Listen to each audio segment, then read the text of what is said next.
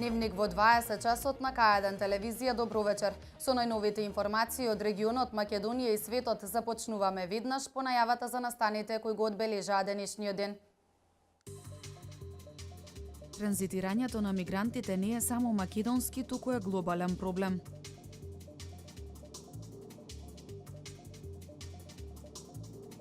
Се зголемува можноста за пласирање на македонските производи на рускиот пазар.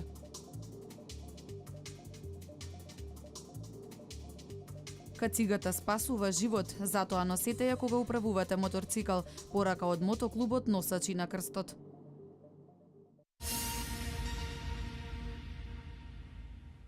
Во Судрил во еден мигрант, а полицијата приведе нови 8. 62-годишниот афганистанец кој се движел по пругата Скопје-Табановце во несреќата се здобил со тешки телесни повреди. Вчера вечер во близина на селото Градец биле пронајдени 8 мигранти кои изјавиле дека 7-годишно девојче кое било со нив се изгубило. Патот на мигрантите не е само локален, туку и глобален проблем. Транзитирањето на илегалните мигранти не е само локален проблем на кој што е изложена Македонија, туку е проблем на глобално ниво, со кој се соочуваат и сите земји кои се наоѓаат на надворешните граници на Европската Унија. Министерството за внатрешни работи постојано настојува на што подобро обезбедување на јужната државна граница. Надлежните велат дека доколку би имале посоодветна соработка со грчките служби, би можело да се дојде до поконкретни резултати. Но сепак, апсурдно е да се очекува дека доколку не бидат решени проблемите во кризните жаришта, овој бран од илегални мигранти би можел да се запре. Ние како Министерство за внатрешни работи ги преземаме сите неопходни мерки и активности за што е можно подобро да обезбедиме јужната граница, но ќе повторам, Република Македонија е под засилен притисок, особено последниве неколку години од јужната граница, од илегални мигранти кои што доаѓаат главно од кризните жаришта и во Северна Африка, но и во Блискиот, односно Среден Исток. Иако најчесто Македонија е попатна станица до побогатите земји од Европската Унија, во изминативе неколку години барањата за азил во државава неколкукратно се зголемиле. Тоа барање за азил го користат токму за да бидат третирани како баратели на азил, односно да бидат сместени во центрите за баратели на азил, кои што се од отворен тип и каде што имаат поинаков третман, го користат тој отворен тип, односно поинаквиот третман за да стапат во нови контакти и потоа да го продолжат својот пат. Република Македонија изминатите години бележи континуиран пораст на бројот на откриени илегални мигранти, но бројката на оние кои што не се откриени од надлежните служби е значително поголема. Мигрантите што се откриени и изгрижени во прифатниот центар за странци имаат само една желба, што побрзо да завршат постапките и процедурите за да можат да го продолжат својот пат.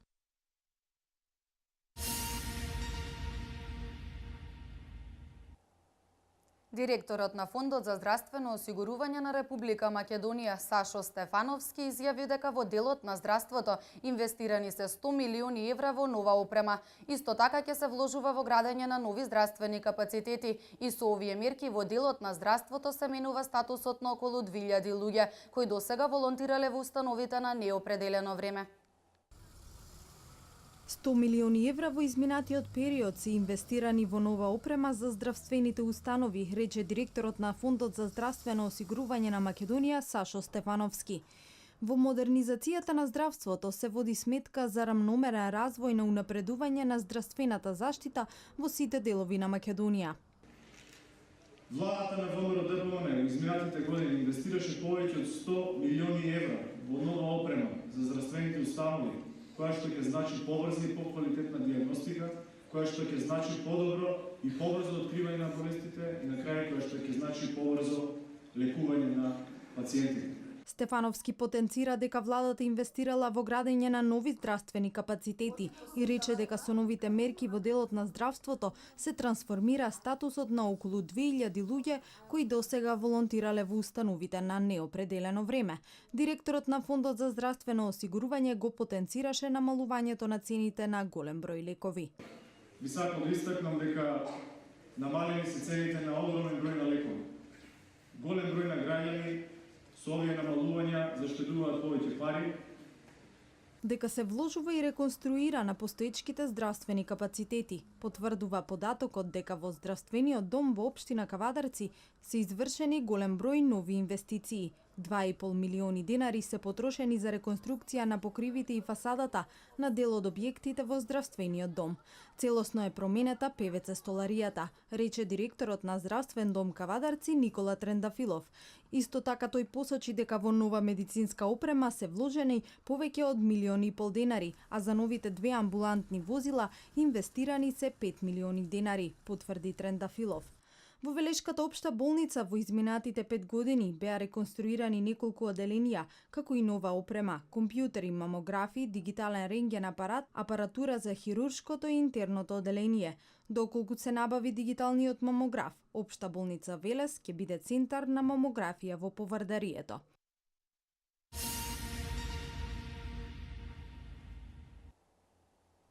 Сите производи од прехранбениот сектор и дел од фармацевскиот и индустрискиот имаат можност за пласирање на рускиот пазар. Се зголемува соработката меѓу овие две земји. Руските инвестиции во Македонија се пак во делот на енергетиката и рударството. Се зголемува соработката на македонските компании со рускиот пазар. Русија е еден од најзначајните политички и економски партнери на Република Македонија, но се уште има простор за унапредување на стопанската соработка. За домашните производители отворена е можноста да ги пласираат своите производи во Русија. Дел од тие производи е македонската квалитетна храна која има голема вредност на рускиот пазар. Македонија на рускиот пазар може да понуди овошје, зеленчук и преработки од нив. Тука спаѓаат и кондиторските производи како и виното и лековите. Наш предлог би бил да по примерот на некои земји од Европска Унија, кои веќе тоа го направија во Руската Федерација, значи тоа не е ништо ново, меѓутоа треба го спроведеме, а тоа е организација, односно донесување на национална стратегија за соработка со одредени региони во Руската Федерација, кои реално можат да бидат цел на нашите производни капацитети. Комплетно сите производи од прехранбениот сектор и дел од фармацевскиот и индустрискиот сектор имаат можност на рускиот пазар, вели извршниот директор на Македонско-руската стопанска комора Дејан Бешелиев. Руските инвестиции во Македонија пак се во делот на енергетиката и рударството. Сите до сега кои дошле руски инвеститори останаа во Република Македонија и ја зголемуваат својата работа, го продолжуваат своето обстојување тука, при тоа го успеваат да донесат со инвестициите и ноу-хау. Конкретен пример би бил Лукойл за мене. Вредноста на руските инвестиции во Македонија за 2014 година достигнаа околу 400 милиони долари. Македонско-руската стопанска комора во соработка со своите активни членки, но и со помош на континуираната поддршка на релевантните институции во нашата земја и со поддршка на амбасадата на Руската Федерација во Република Македонија, успева да создаде поволна клима за соработка со руските бизнис партнери.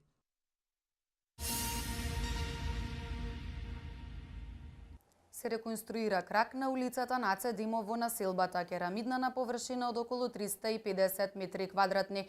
Во рамките на интензивните градежни активности во изминатиот период од страна на локалната самоуправа се асфалтирани, поплочени и бетонирани повеќе од 50 улици. Пролетните градежни активности низ општина Велес продолжуваат и во наредните денови. Заврши реконструкцијата на кракот на улицата Наце Димов во населбата Керамидна на површина околу 350 метри квадратни. Средствата за оваа намена се во висина од 200.000 денари. Проектот за уредување на улицата започна и заврши оваа седмица. Со овој зафат се решава долгогодишниот проблем на жителите од оваа улица. Инаку во рамките на интензивните градежни активности во изминатите години од страна на локалната самоуправа, асфалтирани, поплочени и бетонирани се повеќе од 50 улици. Неодамна се изгради и тротоар во населбата Привалец, со што се реши долгогодишниот проблем на жителите од оваа населба. На влезот од градот, кај така нареченото Штипско џаде, изграден е современ кружен тек за регулирање на сообраќајот, а во близина на општинската зграда пешачки надвозник, со што би се олеснило движењето на пешаците во градот. За решавање на проблемот со паркирање, изградени се неколку нови паркинг простори во близина на автобуската станица, стариот мост, старата зграда на театарот и други. Исто така изградени се повеќе подпорни ѕидови, а во високите зони се поставија голем број ракофати. Изминатиот период се изврши и реконструкција и асфалтирање на локалниот пат кон селата Иванковци, Бузалково, Ораовец и Мамутчево. Пролетните градежни активности низ општина Велес продолжуваат и во наредните денови. Со сите овие реализирани проекти се подобрува квалитетот на животот на граѓаните во Велес.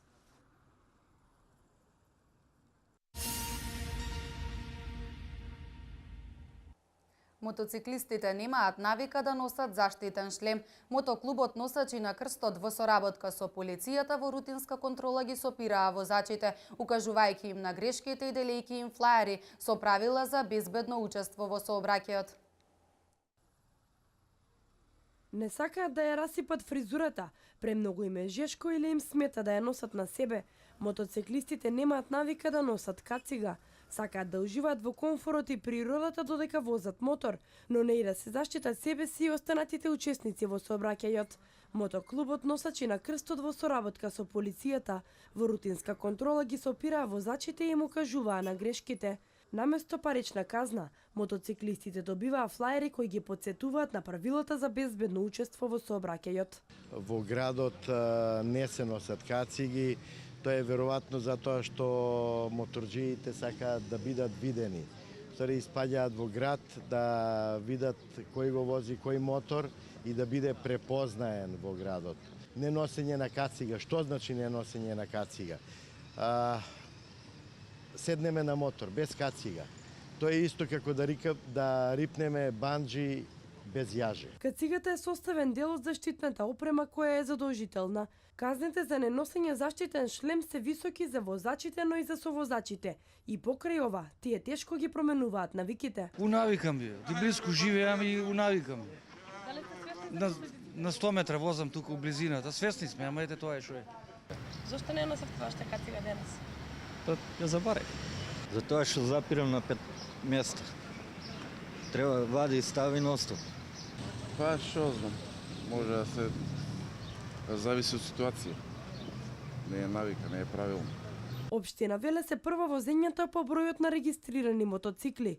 Носењето кацига обезбедува 40% поголема сигурност и спречува катастрофални последици при евентуална сообраќајна несреќа. Процентот е многу мал на возачи на мопеди и мотоцикли кои возат со кациги, со заштитен шлем. Од таа причина, во долгогодишна соработка со мотоклубот Носачи на крстот, реализираме секоја година 2 до 3 заеднички дружби, делење на флаери и организирање на сообраќајни поуки во делот на вози со кацига, биди безбедно. Акцијата за безбедно возење успешно се спроведува веќе 3 години. На 9 мај ќе се случи голем мотонастан во организација на Носачите на крстот, а низ градот ќе продефилираат повеќе од 1000 мотоцикли. На настанот се поканети сите возачи, кои носејќи кациги и почитувајќи ги сообраќајните правила ќе ја промовираат мотокултурата.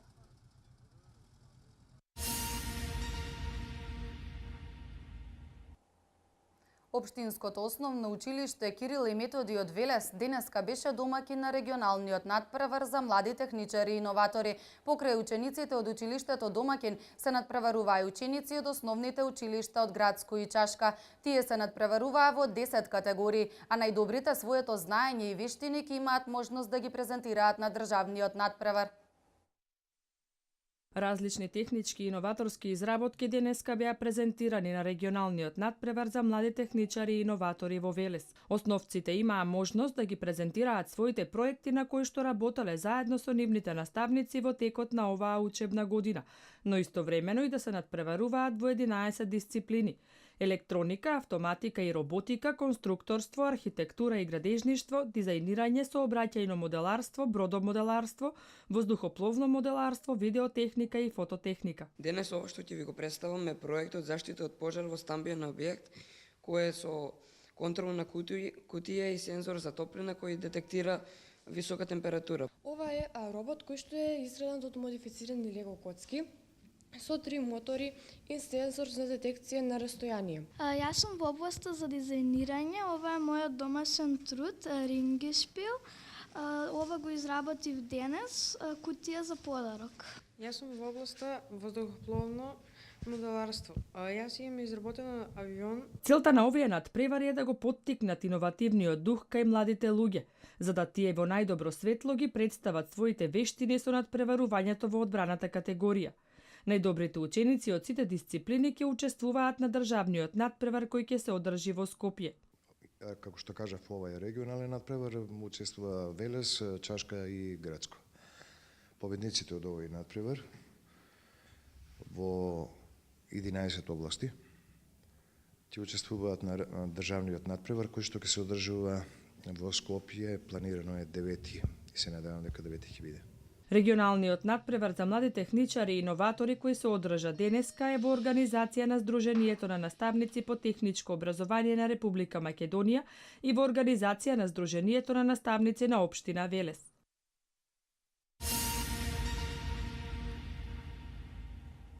Нова инвестиција во Охрид. Во февруари 72,5% од потрошената струја од домашни извори. Дуото Маротов со филмската музика за Манаки ќе настапи во Варшава, вести од Македонија. Британската компанија од областа на медицинската индустрија, Davis Thomas Medical, на својата веб страна ја објави одлуката за инвестиција во Македонија. Ова го соопшти премиерот на Република Македонија и председател на ВМРО ДПМНЕ Никола Груевски на Народниот собор кој денеска се одржа во Охрид. Кога сме кај инвестициите, би сакал да додадам и уште една новост, а тоа е дека британската компанија од областа на медицинската индустрија, David Thomas Medical, на која работеше Горан Мицковски министерот, донесе и објави деновиве на својата веб страна одлука за инвестиција во Република Македонија со веќе постоечка македонска компанија кои предвидуваат производство на помошни медицински производи и вработување. На почетокот ќе почнат со 50 високообразовани инженери, а потоа ќе ја шират својата област. Покрај оваа британска инвестиција, акцент стави и на проектот од патната инфраструктура, кој е клучен фактор за привлекување инвестиции и развој на туризмот во овој Охридско-Струшки регион.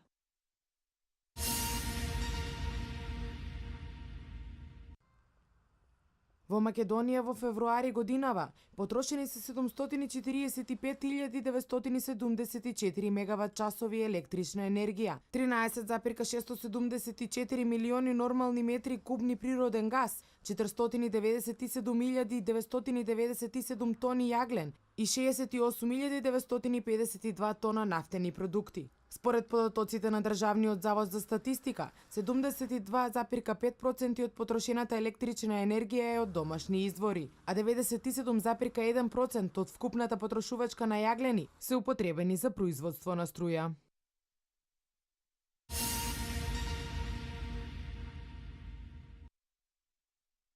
Музичарите Бојан и Благој Маротови денеска гостуваат во Варшава, каде што на покана на Полската кинотека ќе настапат за време на премиерната проекција на филмот за браќата Манаки.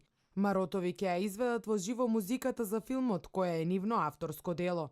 Тие ја напишаа и снимија музиката по нарачка на Кинотеката на Македонија, која го дигитализираше и реставрираше целокупниот опус на браќата Манаки, првите сниматели на Балканот и основоположниците на македонската филмска историја.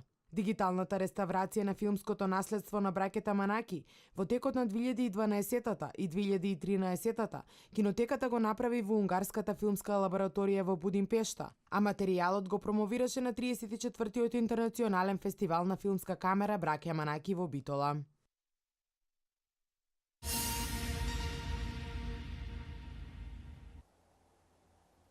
А од вестите од светот, стравичен земјотрес во Непал. На есен Србија може да очекува преговори со Европската Унија. Мотор на авион на турска компанија се запали пред самото слетување. По втората ерупција на вулканот во близина на Калбуко, на интернет кружат снимки со можна појава на НЛО. Силен земјотрес со магнитуда од 7,9 степени го потресол главниот град на Непал, Катманду. Според Непалското министерство за внатрешни работи, билансот на загинатите во земјотресот е над 1450 лица, а голем е бројот на повредени и затрупани под урнатините. Се претпоставува дека најмногу жртви има под срушената 9-катна кула која датира од 19 век. Неколку згради се урнали во централното градско подрачје.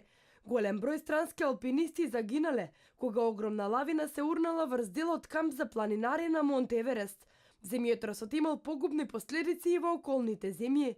Епицентарот на земјотросот, кој се случил во 11 часот и 56 минути по локално време, бил на 80 километри северозападно од Катманду, каде живеат близу 2,5 милиони лица. Ова е прв разорен земјотрес кој Непал го памти во последните 8 децении, кога во 1935 година загинале околу 8500 лица.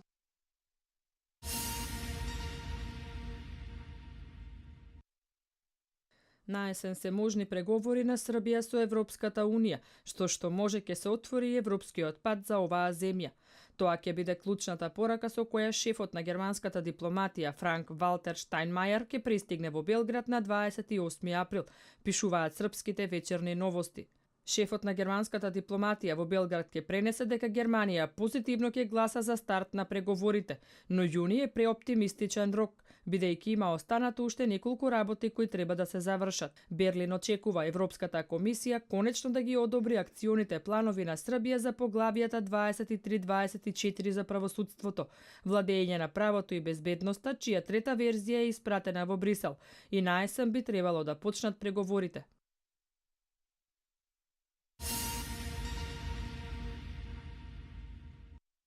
На авион на турската воздухопловна компанија Turkish Airlines на летот од Милано до Истанбул во саботата му се запалил моторот, но сепак успешно слетал на истанбулскиот аеродром Ататурк. Сите 97 патници на леталото Airbus A320 на летот ТК-1878 биле безбедно евакуирани и нема повредени, а пожарникарите успешно го изгасиле пожарот. Авионот слетал во вториот обид по успешно извршеното принудно приземјување. Причината за инцидентот се очекува да биде позната по истрагата.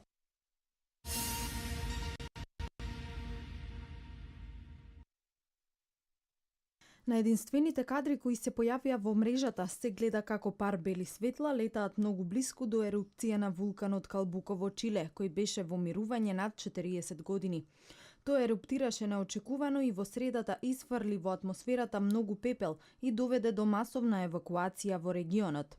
Стотици љубопитни и професионалци ја снимаа ерупцијата во близина на градот Пуерто Монт и облакот од смртоносната прашина и пепелиштата, поради кои сите летови во регионот беа откажани.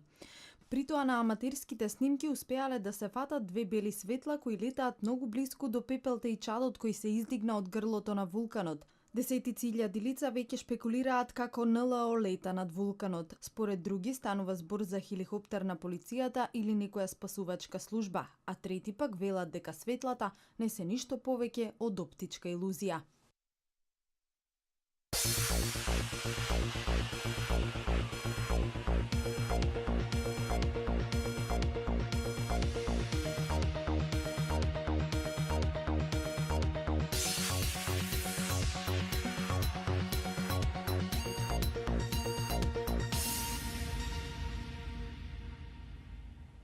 Червар изјави нема веќе големо македонско ракометно дерби. Металург е 13 на европската сцена, избор на председател на Македонската кошаркарска федерација. Надица Бесиновска за вестите од домашниот спорт.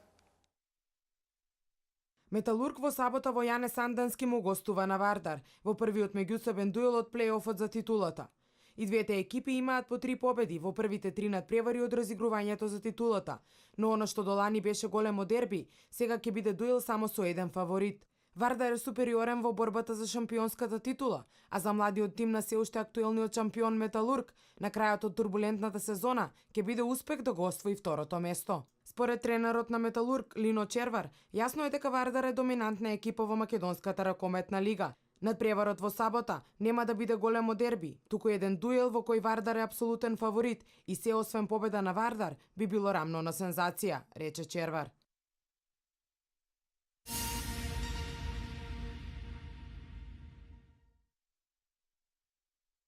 Специјализираниот интернет сајт за статистика Europe Teams ја објави листата на ракометните клубови според нивниот учинок во европските надпреварувања. Според најновата листа, се уште актуелниот шампион на Македонија Металург е 13-ти ракометен тим во историјата на европскиот ракомет, се разбира според учинокот на европската сцена. Вардар се наоѓа на 17-тото место, кој напредуваше неколку места, отколку претходно беше рангиран на 25-та позиција. Во топ 100 клубови во Европа се наоѓа уште еден тим, а тоа е Зоми Мак, кој на оваа листа се најде на 92-то место. Најдобриот тим е Кил, следува Барселона, па Веспрем и Фленсбург, а петорката ја комплетира Хамбург. Македонија се наоѓа на 8-то место на листата на држави, според учинокот на нивните клубови во европските надпреварувања.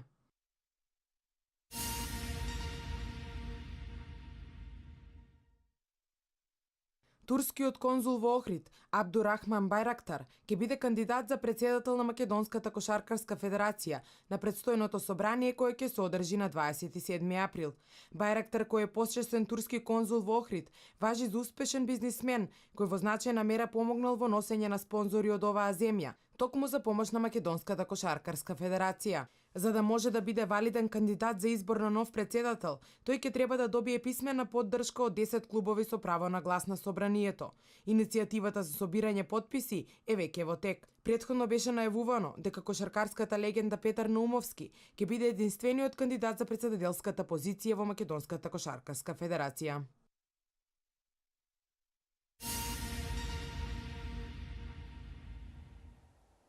Осум национални и регионални кошаркарски надпреварувања одбија да го поддржат календарот за 2017 година кој го предложи ФИБА.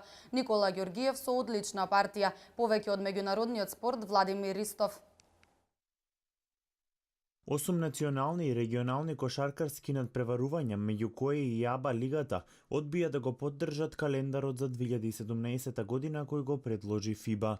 Покрај тоа, од ФИБА бараат да се воведе парична компензација за клубовите чии кошаркари настапуваат за националните селекции. Во писмото кое го подпишале француската, германската, италијанската, грчката, литванската, шпанската, израелската и АБА лигата, стои дека клубовите се важни за кошаркарските активности во светот и дека тие мора да бидат вклучени во донесувањето на одлуките кои се однесуваат на нивното функционирање. На генералниот секретар на ФИБА Патрик Баумен, тие му потенцирале дека кошаркарите мора да имаат едномесечен одмор и дека клубовите мора парично да бидат обезштетени за настапот на своите играчи за националните тимови.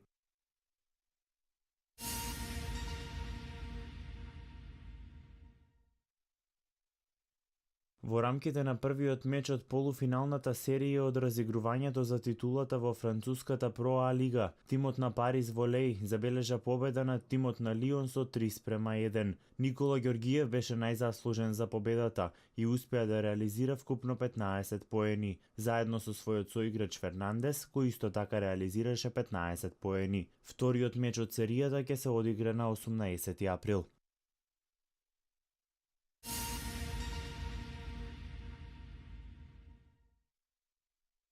Изминатата ноќ на програмата беа 3 надпревари од доигрувањата во НБА лигата, а веќе на дел од овие пресметки се знае патникот во следната фаза на надпреварувањето. Неизвестно беше на големото тексашко дерби, кое на крајот сепак го доби Хјустон со 130 наспрема 128. Хјустон ја води сега серијата со убедливи 3:0, а најзаслужен за триумфот во Далас беше Джеймс Харден, кој уфрли дури 42 поени со 9 асистенции и 5 скокови. Монта Елис блесна кај Далас со 34 поени, а залудни беа неверојатните 26 скокови за Хауард, што е негов рекорд во плејофот. Далас постојано го имаше приклучокот, имаше шанса пред крајот на мечот да го стигне ривалот, но Елис не погоди во најважен момент. Рондо не е повеќе во екипата и наскоро ќе мора да ја напушти, па за Далас ова можеби беше и крај на надежите, бидејќи ниту еден тим не се вратил од 3:0 во плејофот и победил.